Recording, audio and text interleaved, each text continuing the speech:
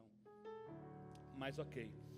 Toda vez que a gente vai para Israel, a gente passa por alguns lugares que são, a gente vê sempre na Bíblia. E eu estive nesse lugar aqui, onde Paulo fez a sua autodefesa aqui em Atos capítulo 26. Atos 26. Nós estivemos, ao grupo, exatamente no exato local, Cícero, onde Paulo faz esse discurso, diante de Ágripa e de Festo. E nós estivemos em Corinto, onde Paulo tinha uma loja de tendas. Quem sabe que Paulo era construtor de tendas? Gente, vamos ler Bíblia. Deixa eu perguntar, quem sabe? Paulo era construtor. Paulo não vivia só, Paulo tinha um trabalho.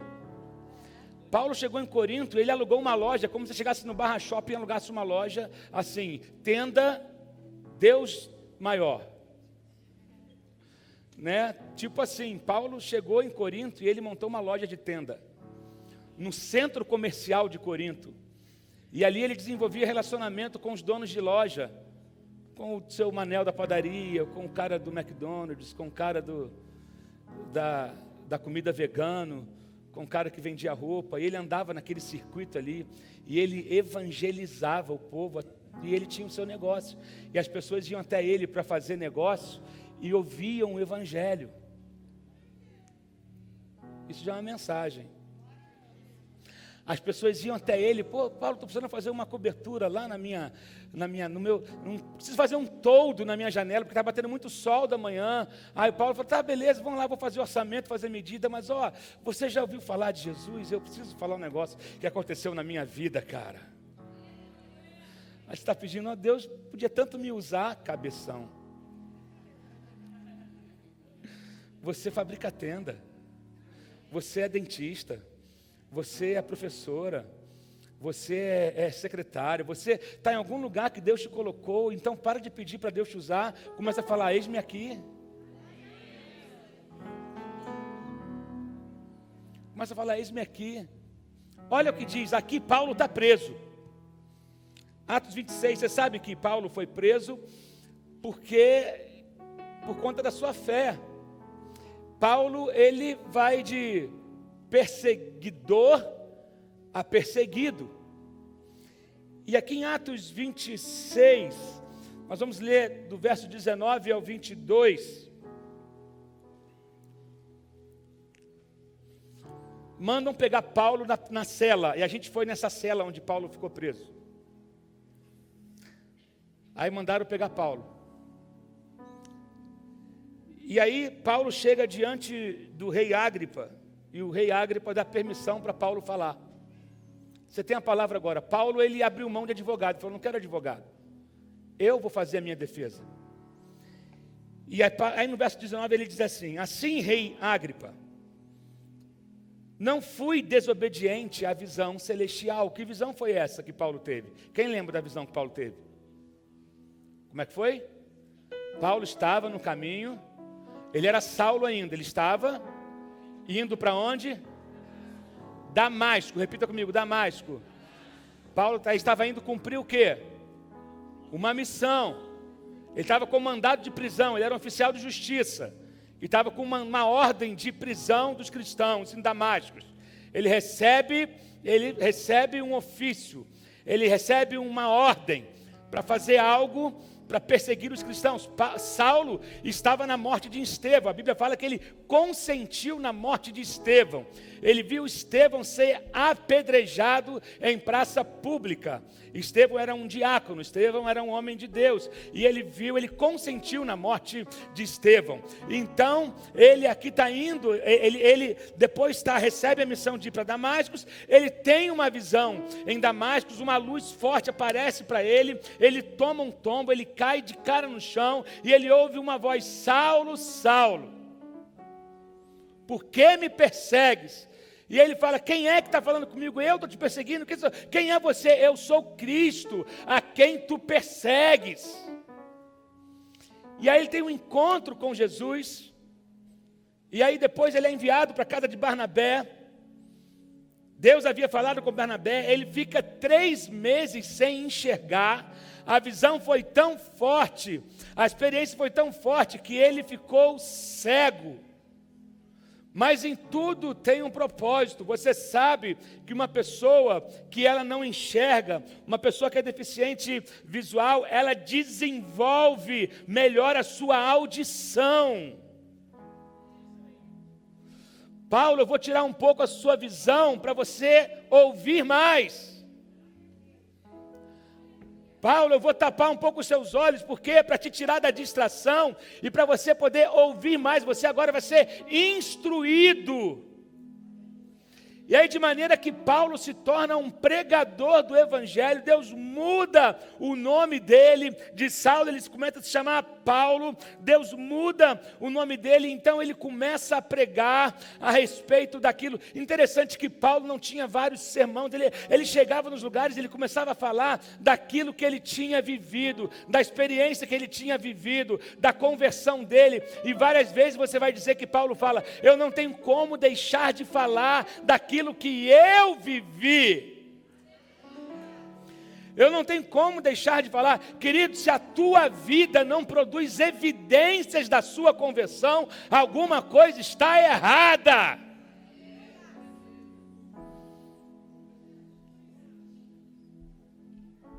Ó rei, eu não fui desobediente à visão celestial, preguei em primeiro lugar o que estavam em Damasco, depois os que estavam em Jerusalém e em toda a Judéia, e também aos gentios, dizendo que se arrependessem e se voltassem para Deus, praticando obras que mostrassem seu arrependimento.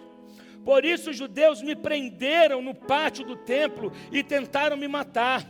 Mas tenho contado com a ajuda de Deus até o dia de hoje. Preste atenção nisso, eu vou repetir. Mas tenho contado com a ajuda de Deus até o dia de hoje. Eu não posso falar a respeito de amanhã, eu não posso falar a respeito da semana que vem, eu não posso falar que eu tenho contado com a ajuda de amigos, de influentes, de pessoas que fizeram parte da minha juventude, de pessoas que fizeram parte de relacionamento, de pessoas que se diziam meus amigos e que hoje sumiram. Eu sei de uma coisa, eu tenho contado com a ajuda de Deus até o dia de hoje.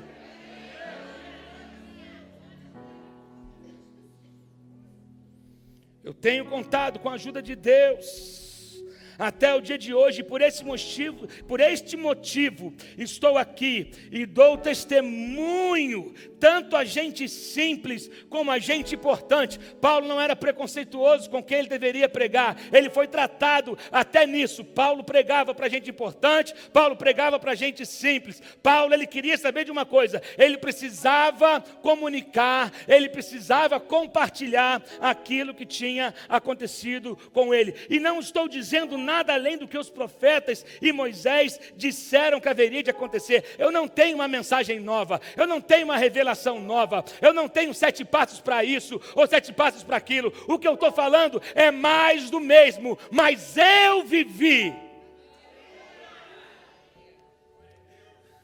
Gente que fica indo atrás de revelação o tempo todo, ela acaba se cansando. Você precisa do Evangelho.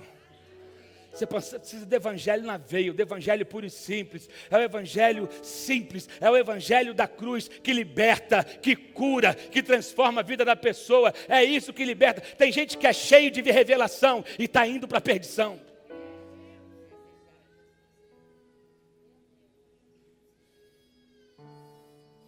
Entende? Tem gente que é cheio de teologia e não conhece Deus. A teologia às vezes mais atrapalha do que ajuda. Várias linhas teológicas. Eu quero que você entenda uma coisa, que Jesus é a nossa teologia. Jesus é a teologia perfeita. Jesus é a teologia que não falha. Jesus é, e não há outro além dele. E Paulo prega, ele disse aquilo que Moisés e os profetas disseram que haveria de acontecer, que o Cristo haveria de sofrer, e sendo o primeiro a ressuscitar dentre os mortos, proclamaria a luz para o seu próprio povo e para os gentios. Eu quero falar um pouco nessa manhã rapidamente sobre eu não estou sozinho nessa. Você pode repetir comigo? Eu não estou sozinho nessa. Você que acha que está sozinho, você que acha que só você está no meio da luta, você que acha que Deus te abandonou, você não está sozinho nessa. Você pode sentar no seu lugar, em nome de Jesus. Existem momentos da nossa vida nos quais nos sentimos completamente sozinhos. Eu não sei se você já se sentiu assim, sabe? Sentimos como se ninguém conseguisse entender o que nós estamos passando, a pressão que estamos passando, as acusações que estamos sofrendo, as lutas que estamos enfrentando. A gente vive rodeado de tanta gente, mas ao mesmo tempo tão sozinho. Ter pessoas do nosso lado não significa ter companhia. Eu vou repetir isso, para você anotar.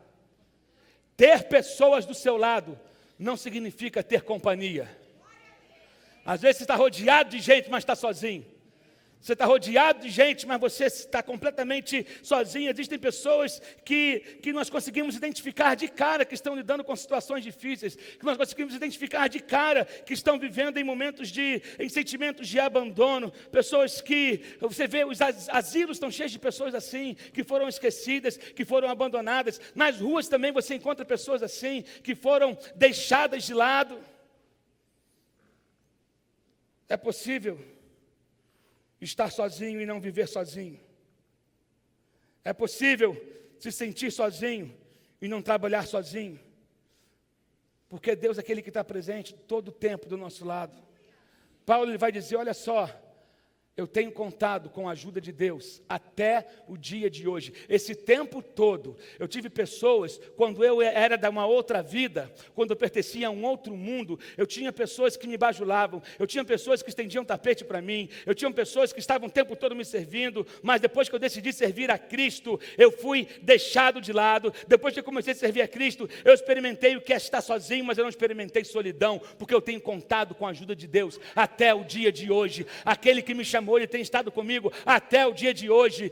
Querido, você precisa entender isso, que às vezes a nossa mudança de vida, Ele vai nos levar para lugares de aparente solidão, mas há um Deus que está presente em todo o tempo. Há um Deus que está presente em todo o tempo, sabe? Todo mundo está passando por um momento de luta. E às vezes você se sente nesses momentos, nessas circunstâncias. Não é porque você não tem ninguém para conversar, mas é porque hoje em dia, às vezes, é difícil confiar em alguém para conversar. Você não consegue abrir a tua vida para qualquer um. Você não consegue abrir as tuas dores para qualquer um. Você não sabe em quem você pode confiar. Não é todo mundo que senta do teu lado, que dá a paz do Senhor, que você pode confiar. Não é todo mundo que diz que vai orar por você, que você pode confiar. Infelizmente, nem todo mundo que senta do teu lado está sentado com boas intenções. Tem gente que está sentada do teu lado, dizendo que está torcendo por você, mas está esperando uma queda sua. E às vezes é por isso que às vezes a angústia bate na gente, porque a gente precisa falar, mas a gente não tem com quem falar. Eu não sei se você já se sentiu assim. Então é por isso que você se sente sozinho. Sabe, parece que você está carregando tudo sozinho e não tem uma válvula de escape, sabe? Parece que a cabeça vai explodir. Tem horas que a gente sente assim. Tem hora que você quer falar, mas não sabe com quem falar. Tem hora que você precisa colocar para fora tudo que você queria, alguém para te ouvir, mas nem sempre você consegue essa pessoa, porque hoje em dia é difícil confiar. É ou não é? Estou falando mentira? É difícil confiar, sabe? Aí você espera todo mundo ir dormir para chorar sozinho. E às vezes você não consegue se abrir nem com seu marido, nem com sua esposa. Não é porque você não confia, porque na sua mente você fala, ele não vai entender o que eu estou sentindo. Ela não vai entender o que vai dentro de mim, ele não vai entender, então o que te resta é chorar sozinho. Mas eu quero que você entenda que há um Deus que enxuga, há um Deus que recolhe as tuas lágrimas, há um Deus que está com você, há um Deus que está com um lenço embaixo dos teus olhos, dizendo para mim, você pode chorar tudo o que você tem, eu não vou te tratar como se fosse um fraco porque está chorando. Deus não vê o nosso choro como fraqueza, mas Ele sabe que todo tem uma hora que precisa chorar, que precisa colocar para fora aquilo que está sentindo. E Paulo vai dizer, eu tenho contado com a ajuda de Deus até o dia de hoje. Eu quero que você entenda que Deus tem uma estratégia e no final você vai ver que mesmo sem você perceber, Ele estava lá o tempo todo com você. Assim você vai poder dizer, eu tenho contado. Eu não sei quantos podem aqui nessa manhã levantar sua mão e dizer, eu tenho contado com a ajuda de Deus até o dia de hoje. Eu tenho contado com a ajuda de Deus até o dia de hoje. Sabe? Você tem que dizer isso para você mesmo. Para você que em vários momentos se sentiu sozinho. Deus não te abandonou. Deus não te abandonou. Ele às vezes nos leva por uns caminhos mais apertados, por uns caminhos que a gente não conhece, sabe? Mas Ele é um Deus que está presente. Ele é aquele que faz a vereda. Ele faz o caminho. Ele faz o caminho e Ele vai com você. Ele não te deixa sozinho. Paulo disse, eu permaneço nele. E outra coisa, não é só contado com a ajuda dele, não. Eu não fui desobediente à visão que eu recebi. Isso é mais interessante também. Você tem sido fiel à visão que você recebeu de Deus? A visão a respeito da tua vida, a visão a respeito do teu chamado. A presença de Deus, ela é condicional à nossa obediência também. Paulo diz, eu permaneço obediente àquilo que eu recebi. Eu não criei um novo evangelho, eu não criei uma nova teologia, eu não criei um novo modismo. Aquilo que eu recebi, eu permaneço fiel a Ele. E esse mesmo Deus tem estado comigo todo esse tempo, sabe? Paulo começou o seu ministério e ele não encontrou um ambiente agradável e amigável. Gente, a gente esteve lá andando esses dias, e a gente viu como que a situação é tensa. De uma hora para outra o clima fica tenso. A gente saindo do Jardim do Túmulo, foi a primeira vez que a gente estava lá num período de Ramadã. Gente, Ramadã é um jejum muçulmano, 40 dias eles jejuam da manhã até o pôr do sol todos os dias. E o túmulo de Jesus fica numa parte árabe. E estava cheio de bloqueio de polícia, de repente a gente saindo, uma multidão de muçulmanos, e a polícia botando uma barreira, judeu não podia passar por um lado, muçulmano não podia passar por outro. Num período ali, mas turista podia passar, e é um negócio, eu imagino Paulo nesse contexto, e a tensão, e de repente aquele cara que defendia o judaísmo, tudo aquilo que ele foi ensinado aos pés de Gamaliel, de toda a lei, de toda a instrução, de repente ele começa a pregar o contrário. Ele não encontrou um ambiente favorável. Eu quero que você entenda que às vezes, para cumprir o seu chamado, você vai ter que passar por desconfortos. Cumprir uma visão envolve passar por desconfortos. Cumprir uma visão significa não ser compreendido. Cumprir uma visão significa ser rejeitado. Cumprir uma visão significa andar em terrenos que não são estáveis, mas pelo contrário, são terrenos sinuosos. Mas cumprir uma visão, ele vai te levar a também viver riscos. Nosso Deus. Amém.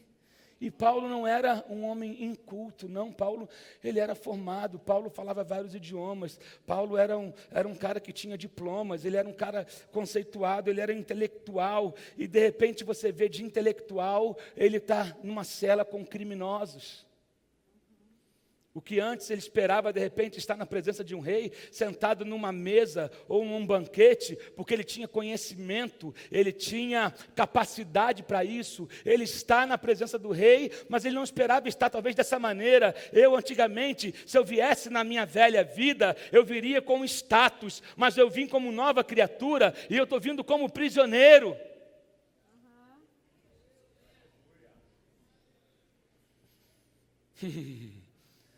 Meu Deus do céu, vai entendendo aí, crente.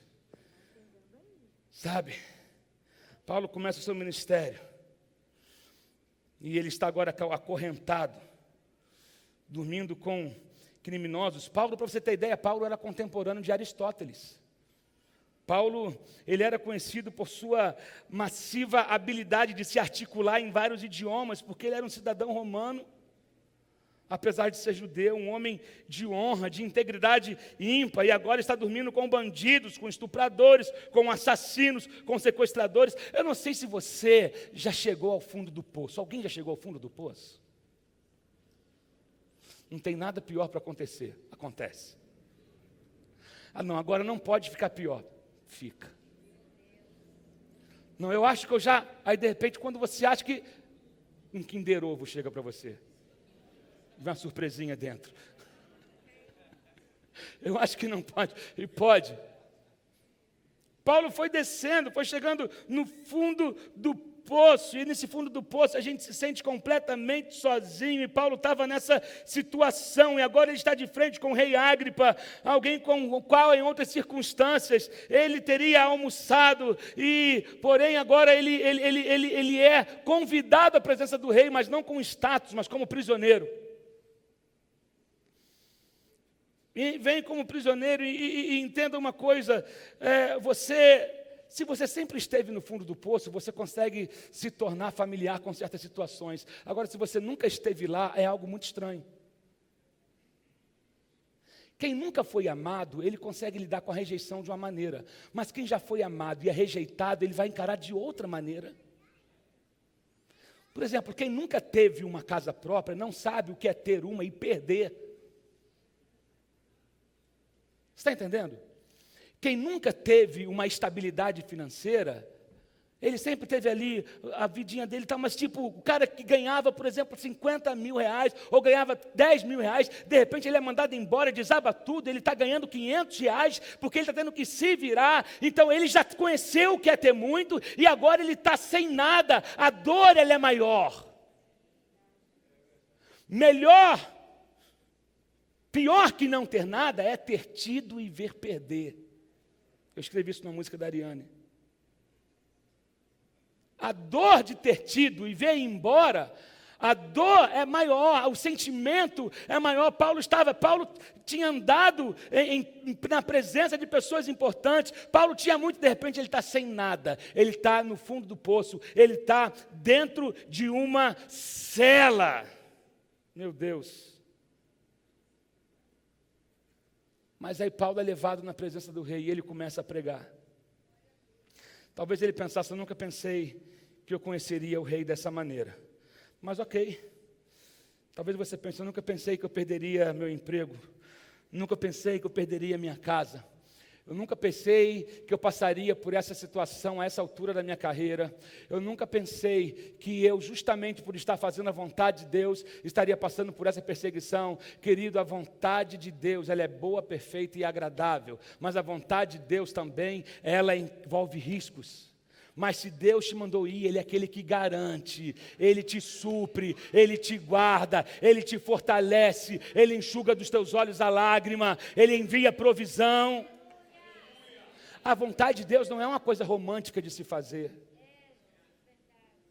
Tem gente que romantiza o que não é para ser romantizado. A gente canta na hora das canções, Senhor, eu quero fazer a Tua vontade, ou então oramos, ou Senhor, queremos fazer a Tua vontade, mas você precisa entender que para fazer a vontade de Deus, você tem que abrir mão da sua.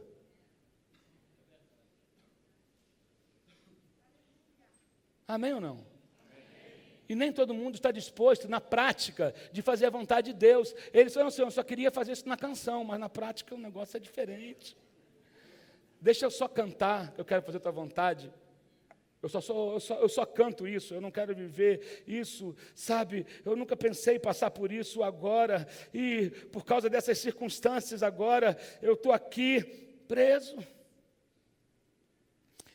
De certa maneira, o rei acha que tem a vida de Paulo nas mãos. Mas Paulo ele preferiu o seguinte, eu não vou deixar que ele me domine. Se tem alguém que tem que dominar a situação, essa pessoa vai ser eu. Não deixa um crente falar não, cheio do Espírito Santo. Você está entendendo? Se tem alguém que tem que estar no controle aqui, que seja eu, ainda que eu esteja preso. José governou na prisão, meu irmão. Você não está entendendo. Daniel estava na Babilônia, e onde ele estava, ele assumiu o controle. Eu posso estar numa situação difícil, mas se eu estou em Deus, eu vou assumir o controle disso. Oh, meu Deus do céu. Eu não vou tome o controle. Olha só, eu posso estar no fundo do poço, mas no fundo do poço eu vou ser o gerente. No fundo do poço eu vou dar ordem. No fundo do poço eu vou dizer como tem que ser. Eu posso estar na cadeia lá de Potifar, mas aqui eu vou dizer como que a coisa vai acontecer. Aqui eu vou dar ordem. Eu não vou deixar. Eu posso ser um prisioneiro diante de Agripa, mas deixa eu falar. Eu não quero advogado, eu não quero ninguém falando no meu lugar, eu vou falar. Se alguém tem que estar por cima, que seja eu. Mesmo numa situação pior. Escolha assumir o controle, senão alguém vai. Eu vou repetir. Escolha assumir o controle, mesmo diante de uma situação difícil. Uma vez eu escrevi em algum lugar, não sei se foi no Instagram, ou você assume o controle da sua vida, ou alguém vai. Está cheio de gente querendo assumir o controle da vida dos outros. Assuma o controle. Pastor, mas eu estou na luta. Assuma o controle. Assuma o controle. Sabe? Olhando, de repente, olhando por fora, talvez a visão de Agripa com Paulo seria o encontro do maior com o menor. Mas na visão de Deus era diferente. Era o encontro, Paulo era o maior na parada. Que quando você está em Deus, você é a maioria.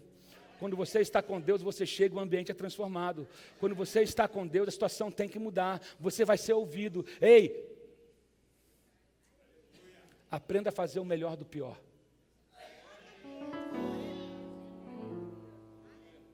Eu vou repetir. Aprenda a fazer o melhor do pior.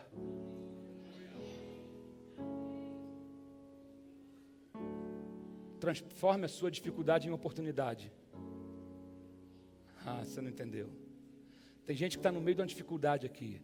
Tem gente que está no meio, precisa tomar decisões. Você tem o domínio hoje, a capacidade de fazer escolhas. Você está tendo a oportunidade.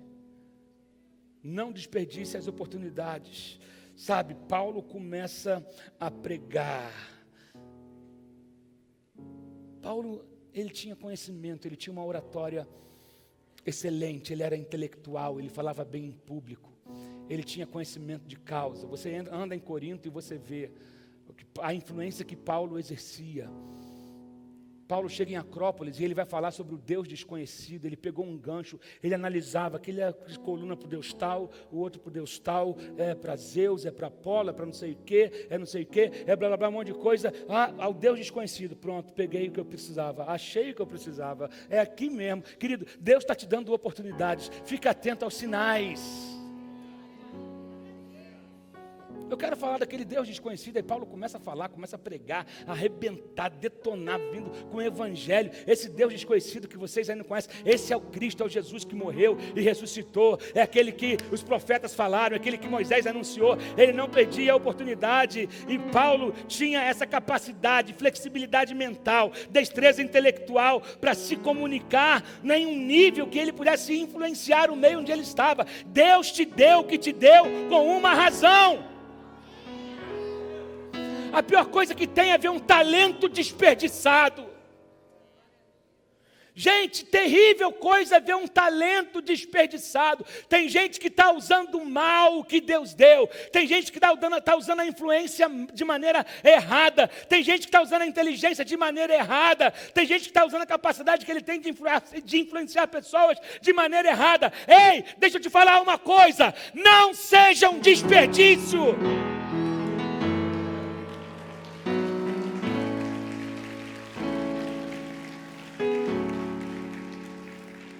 Não seja um tadinho dele.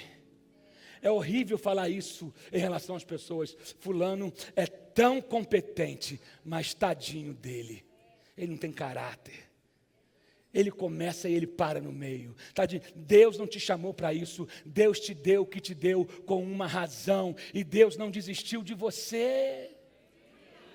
Não seja um desperdício. Sabe? Paulo, ele era disciplinado em tudo que ele fazia, a gente tem que correr, sabe? Meu Deus. E Paulo começa a dar testemunho da sua conversão. Eu vou terminar por aqui. Paulo começa a dar testemunho da sua conversão. E ele vai dizendo, sabe,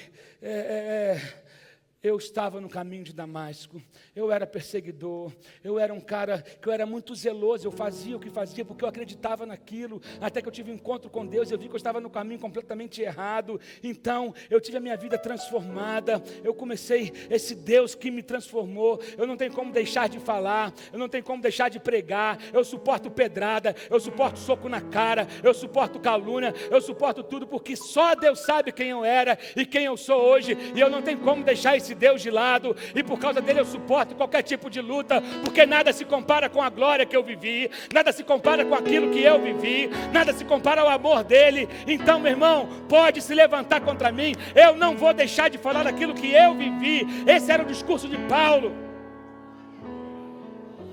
Mas não ficava só no discurso. Paulo, a vida de Paulo mostrava que ele havia sido uma pessoa e que hoje ele era uma nova criatura. E aqui é uma chave que nós temos que trazer para a nossa vida: quem você era e quem você é. Se a sua vida não tem evidências da sua mudança, meu querido, você precisa rever a sua conversão.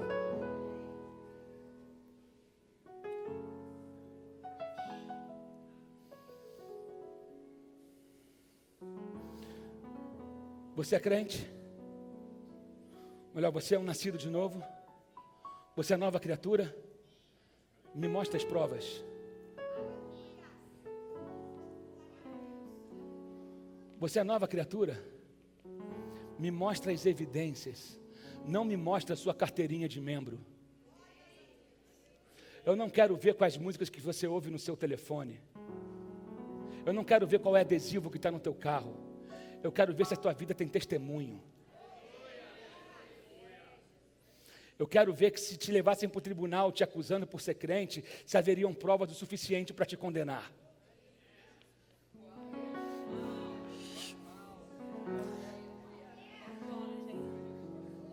Prenderam um crente. E aqui estão as provas. Será que existem provas contra você? Por causa da sua fé? Será que existem provas contra você por causa da sua conversão? Ou será que você só trocou o rótulo? Ou será que você só mudou a placa, mas dentro continua a mesma coisa? É igual a pessoa, eu vou trocar o rótulo para poder vender o produto, mas dentro quando compra, o gosto é o mesmo, a coisa é a mesma. Tem gente que está assim, ele mudou o rótulo, o gosto continua o mesmo, o sabor continua o mesmo, não mudou nada, ele só troca o lugar onde ele passa o tempo dele, aos domingos ou às terças-feiras. Será que as pessoas no seu trabalho dão testemunhos da sua mudança? Ou será que quando eles precisam de uma oração, eles vão ligar para uma outra pessoa e não para você, porque não há evidências na sua vida de sua conversão? Lá no trabalho até tem uma pessoa que é crente, mas não é muito crente não, então deixa eu ligar para a irmã Mariazinha, que aquela lá é crente. Sabe por quê? Falta provas. Paulo não, Paulo disse, aqui estão as evidências. Eu sei quem eu era. Cara, o que mentia não mente mais. O que roubava não rouba mais. O que adulterava não adultera mais. O que pagava suborno não paga mais. O que recebia suborno não recebe mais. Sabe? O que era fofoqueiro não fofoca mais. O que era rebelde não é mais rebelde. O que era fraudulento, ele não faz mais fraude. Isso é ser evidência de conversão. Olha quem eu era e olha quem eu sou hoje. Aqui estão as provas. Paulo disse, eu tenho provas suficientes para me condenar por causa do Evangelho. E eu não vou voltar atrás, eu não vou recuar na minha fé. E isso é uma escolha que nós temos que fazer. Sabe, a pergunta hoje é, você foi mudado? Você foi mudado? Você tem algo que você pode dizer assim, eu fazia isso e hoje eu não faço mais? Você tem coisas que você pode dizer? Lógico que todos nós estamos num processo de aperfeiçoamento. Mas se você está estacionado no tempo, alguma coisa está errada. Você não pode ser mais do que você era ontem. A transformação, ela é dia a dia, é de fé em fé, é de glória em glória, é na perseverança, sabe? Aqueles que perseverarem serão salvos. Eu vou aperfeiçoando a minha salvação.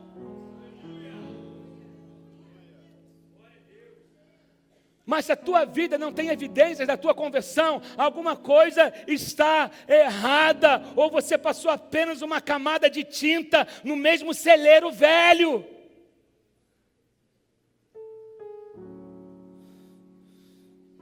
Paulo dizia para o rei: eu sei que eu fui mudado. Eu sei que eu fui mudado, eu sei que eu não ando mais com quem eu andava, eu não frequento mais lugares que eu frequentava. Querido, você vem na igreja no domingo, mas no sábado tu está na boate enchendo a cara. Porque você quer agradar as suas amiguinhas, os seus amiguinhos. Não tem evidência.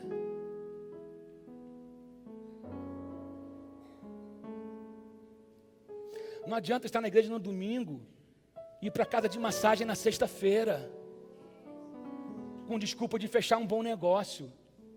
Não tem evidência de conversão. Não adianta estar na igreja e dizer que pertence ao Senhor e aceitar o fiscal para oferecer um suborno, para pagar menos imposto. Não tem evidência de conversão.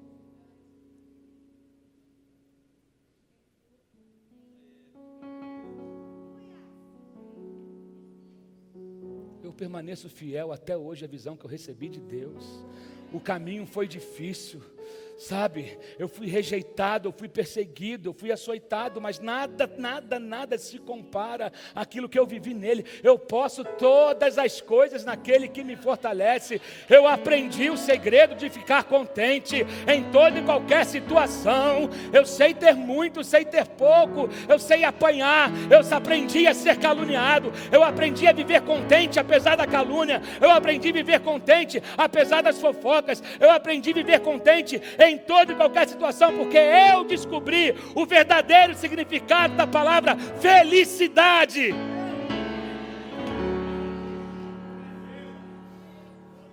Porque eu tudo posso naquele. Porque eu tudo posso naquele. Porque eu tudo posso naquele que me fortalece. Vai ficando em pé no seu lugar. Vai ficando em pé no seu lugar. Junte as evidências de que você é filho de Deus. Ei, junte as evidências hoje. Coloca na mesa, sabe? Você não está sozinho. Eu permaneço fiel e tenho estado com Deus. Deus tem estado comigo até o dia de hoje. Aqui estão as evidências de que eu fui transformado, de que eu tive um encontro com Deus. Aqui estão as evidências. Eu posso ter tropeçado, mas o justo, ainda que ele caia 7 vezes, o Senhor o levanta pela mão. Eu não sou perfeito, longe disso, mas eu sei quem eu era e sei quem eu sou hoje, e permaneço fiel a Deus.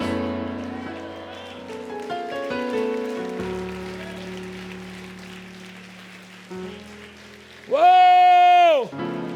Eu não estou nessa sozinho, porque eu tenho alcançado o socorro de Deus, eu tenho alcançado o favor do Senhor, eu tenho alcançado a alegria dEle, eu tenho alcançado o consolo dEle, eu tenho alcançado o carinho dEle, eu tenho alcançado o conforto dEle, eu tenho experimentado a presença dEle, eu tenho experimentado a energia dEle, eu tenho experimentado o consolo que só vem dEle.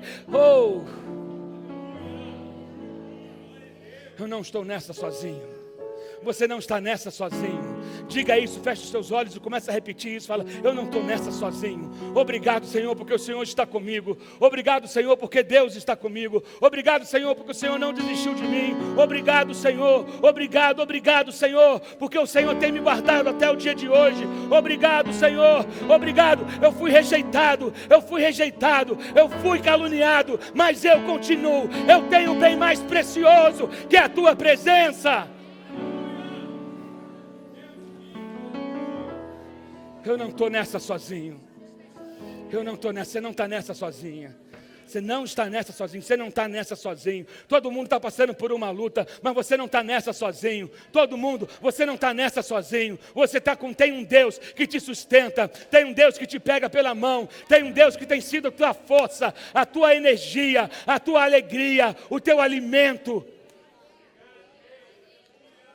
Você pode levantar as tuas mãos e dizer obrigado.